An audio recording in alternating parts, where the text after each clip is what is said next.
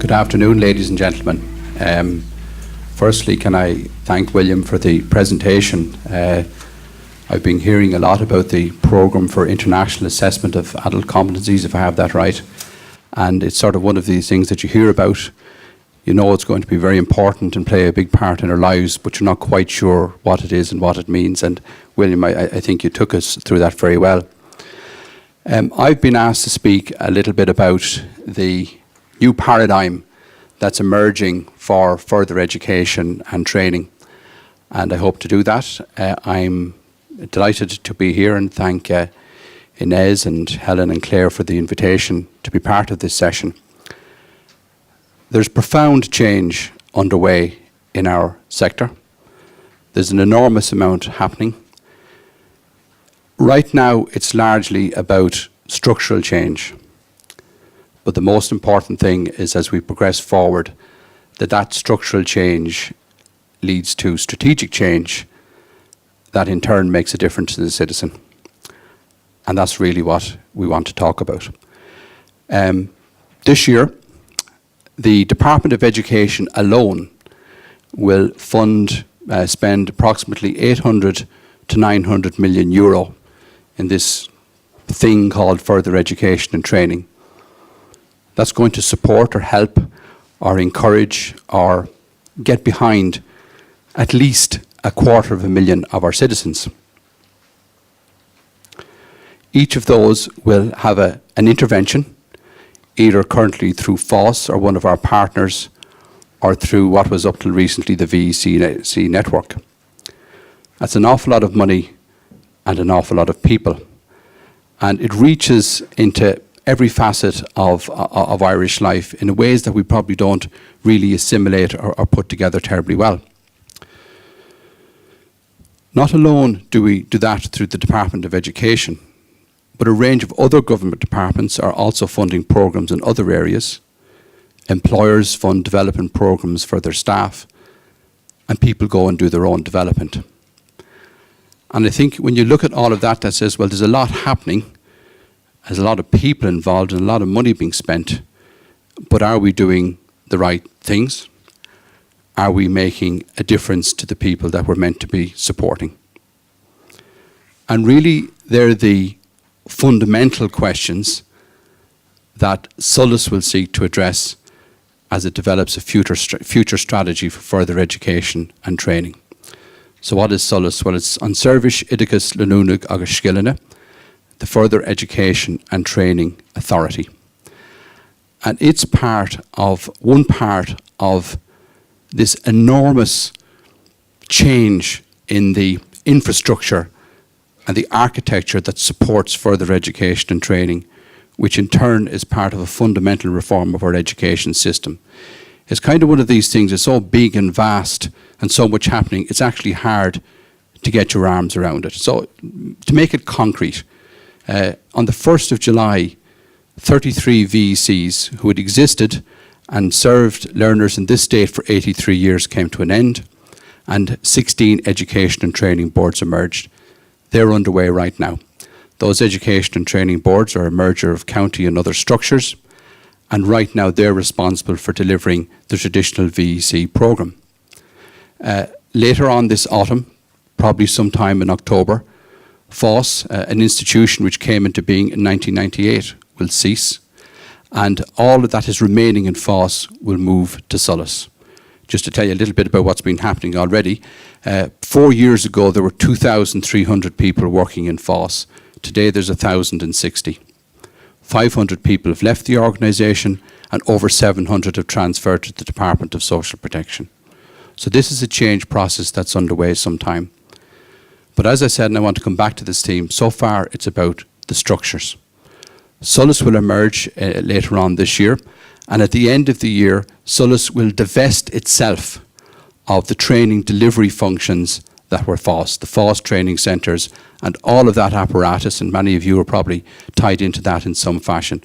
All of that begins a process of transfer to education and training boards. About 40% of that will take place at the end of the year, and the balance would be phased in over 2014. SOLAS will eventually emerge when all of that job is done as a relatively small, policy-driven organisation. And really, its fundamental remit is to optimise the state's investment in further education and training for the benefits of learners. And that's the job that SOLAS will ultimately be judged upon. So that's all. Well, what does all of that mean? Because, it has to come down to brass tacks. So if I sort of started off by saying, well, there's 250,000 people having some form of an intervention right now, that's a big number, and it sounds like they're all homogenous, but it isn't. And I suppose that's something I've learned over the last number of years in the job as FOSS, and my colleagues with me, as how we try to take this forward, that it's not the same. And I think sometimes when you're talking big numbers, and you got to bring it down to people and to individuals. And I suppose I think of maybe some personal experiences I've had over the last number of years that I think are important, or they're important to me at least, as we bring to bear a change in about how we go about our business. A number of weeks ago, I had the opportunity to meet the Irish team that were representing our country in the World Skills Olympics. And that team travelled to Leipzig. There were 14 of them, and they followed a tradition of Irish teams at World Skills of doing really very well. We got 2 gold medals at that. One of them was for aircraft maintenance technician, who for the 4th time, so this is the 4th time in a row that the Irish representative won the World Skills recognition for that particular craft, proving again and again, as many of his peers did, both men and women who present themselves, young people presenting themselves and pitting their skills against the best in the world and winning, or if not winning, coming up with medals of distinction or excellence, whatever. Further education and training contributes to those people acquiring highly technical skills to a degree of proficiency that's the best in the world. That team were a shining example of our young people putting themselves and pitting themselves against the world in a very high-skilled, high-tech area. And that was fantastic. But I'm also minded of the time when I visited a inner-city drug rehabilitation program that FOSS was supporting. And there was a group of people there, some young, some a little bit older. And for that group of people, they were just trying to get their lives together. They were on methadone programs. They were trying to stick to them. I just talked to a few of them, and for them, their measure of success was getting through the day, how long they were able to stick on their methadone, and were they able to exit their methadone. And one lady, a mother of 4, got up and she said, I've exited my methadone program successfully. And she got an enormous cheer from the group who understand that in a way that I didn't, what that meant. But the thread between all of that was, for each of those people who were dealing with a particular crisis in their life, the important thing that was education and the support they got to enter a world that they hadn't previously and come out of that in a better way than they went in was, it was their journey, and the success, the people who did that successfully was every bit as important as the person who went to the International World Skills Competition, because it was where they started from and where they were going to. And I have to say that had a huge impact on me, and I know continues to do so on my colleagues. And then I contrasted again with, I think the organisation is not mixed up, Headway. And they help people with acquired brain injury syndrome. And they came to see our group, and they wanted to talk about their work and show us what they did. But they brought along 2 of their learners. And their learners were people who had brain injury and were struggling to cope with that. And again, to thread this broad spectrum of possibilities that further education and training offered gave them their opportunity to rehabilitate themselves, to get their lives back together, to prove to themselves and to others, yes, we can make a contribution, yes, we can fight our way back.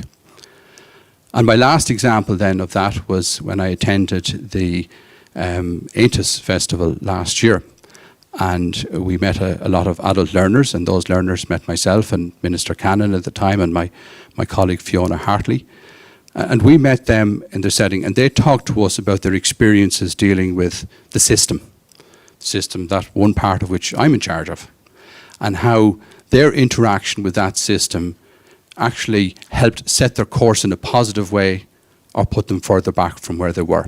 And there's a lot of wonderful examples of people who were, whatever their life's journey or wherever it had brought them to, whatever their personal experiences had got them to this point, saw education and a route either back into education or to further their education as their way of progressing themselves.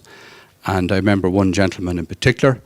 He was a gentleman who struggled to read and write.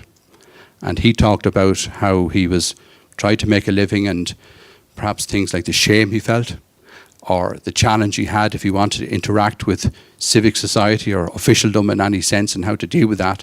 And what he spoke about was the importance of his engagement with the people who were there to help him, and that the smallest thing at the beginning made the difference, so that when he had worked up his courage to go and enter an office and seek help, how he received that help and how he was treated with dignity and humanity and respect made a difference to him and his particular journey. And I'm drawing all of that together because what I'm describing are the series of needs that are there amongst our citizens, and the really fantastic support and help that access to well-structured, well-managed and well-delivered further education and training can bring. And truly that's the opportunity. But it's also the challenge, because it's too big. It's vast, and we have a habit, I believe, on occasion in Ireland, is when we have a problem, we try to throw something at it. So here's a need, or here's a requirement, or here's a challenge or an opportunity. Let's do something. So we pile in enthusiastically and we set up an intervention or a scheme or a program. We all get behind it. And then 3 years later we say, well, that didn't work very well, did it? Okay? And why I'm drawing that point is because I actually think that this is where SOLAS needs to play its part and its role. SOLAS will be the steward and the guardian of further education and training, and will manage the state's investment there. At the beginning, and we will need your patience along this particular journey, at the beginning it's going to be about the logistics and the operation and moving people and moving locations and making sure that we don't drop any balls along the way, and ensuring business continuity for the learners that are already in the system. And that's an enormous challenge because all of the institutions are downsizing, they're managing with challenging budgets, and we've gone past the message of trying to do more with less. We need to do better with less. So right at the beginning, we're going to be keeping the show on the road, because at any one time there are tens of thousands of people in the system, and we can't drop any balls while we're getting to this new future that I'm trying to speak about. But in doing that, making sure that things work, making sure that the learners that go on the 30th of November, the 30th of January, the 28th of February get the service. We're planning for a different future. And again, SOLAS, as one of its first stage tasks, will be investing with stakeholders in the development of a new further education and training strategy. And I say new, but I actually believe it's probably the first, because where can you pick up any document or piece of paper that describes what we all do, that articulates it, puts a value on it, talks about its purpose? I don't think it is actually really there. So what we want to do is we want to listen to stakeholders, consult with stakeholders, examine what's there, examine international best practice, take the learnings from what William has been speaking about, take our own research and formulate a plan for how further education and training is going to be delivered over the next 5 years, and most importantly, how we're going to know it makes a difference. And I want to stress that point. People are often, and public servants like myself, we're so busy doing things, explaining things and sometimes defending things, that we don't spend enough time on the evidence that supports the policies that we're trying to implement, both before, during, and after. So if we are going to invest in a community training program, programs that are designed to help literacy, programs that are going to take us to the next level in the world of aircraft technicians or whatever it happens to be, and everything in between, we need to do a set of tasks. We need to set out very clearly for any program that's there, what is its purpose? Why are we doing this? If we're investing in this program or that program, this initiative, that initiative, why are we doing it? What is its purpose? We need to set out how we're going to know that it's done, what impact. And we need to state clearly what are the impacts we're expecting from that program. We need to measure those impacts, and we need to continually assess and refine and develop and reprogram and future-proof everything that we do. In other words, we need to set further education and training in its proper place. We need to agree with government what the priorities are, not a little bit on everything, but what are the priorities, what are the goals, the objectives, the measures, and the outcomes. I've had several conversations with people, and my colleagues have as well, about all of this. And when I say those words, you know, some people feel threatened by them because they feel, well, hang on, you know, it's not easy to judge a program where you're helping a person just to get a bit of structure in their day. So, the task might be helping people get structure. So how do you measure that in terms of its effectiveness, in terms of, well, did they get a job at the end of it or not? And there's a bit of concern that, you know, we'll just plunge in with loads of impossible metrics and it's all predetermined in its outcome. And I don't agree with that at all. What I believe is that once we're investing, whether it's the state or individual's money, the employer or the learner themselves, there has to be clarity of purpose of what that investment is about. And there has to be a clarity in terms of whether it succeeded or not. Not from the point of view of giving us all sticks to beat each other with. That has no value. You know, we do enough of that, to be honest with you. You know, in Ireland, we do enough of, you know, who do we blame? That's wrong. Whose fault? Who didn't do this?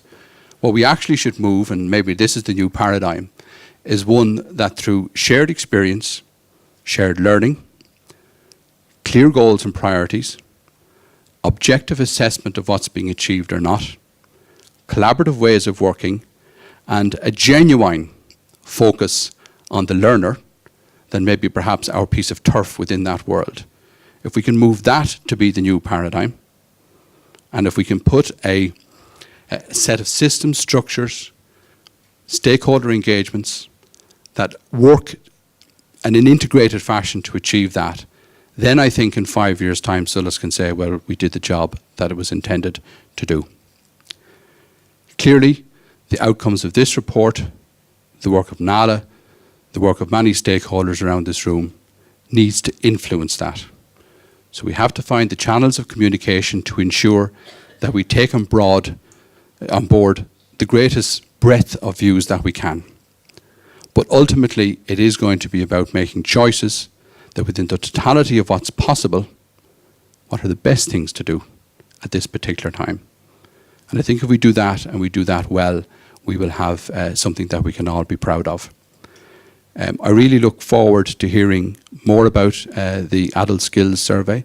It's very timely from our point of view. We have begun the work of developing a strategy. We're in the international benchmarking and the desk research phase of that. That will move forward over the coming months. Within 6 months of coming into being, SOLAS will present a new approach to further education and training to the Minister for Education and Skills. We will define within that the role of SOLAS very precisely, and we will set up the networks of engagement with our stakeholders in education and training boards and our other stakeholders around the country. I think it's going to be exciting. I think we've a real opportunity to take what is a a Cinderella industry or a Cinderella part of the education firmament in Ireland and make something really proud, something that we can be proud of. When I started on this journey personally, I looked up a definition of further education and training. I didn't find one. I haven't found one yet. And actually that's our problem, because we use these words interchangeably and flexibly and amorphously. So when we go to try and defend what we do and defend the benefits, the real benefits and the true benefits that we give to learners around this country, we lose because we can't do that. So look forward to working with everybody. I'm sure we're doing a little bit of Q&A later on, and thank you once again for the opportunity to talk to you today.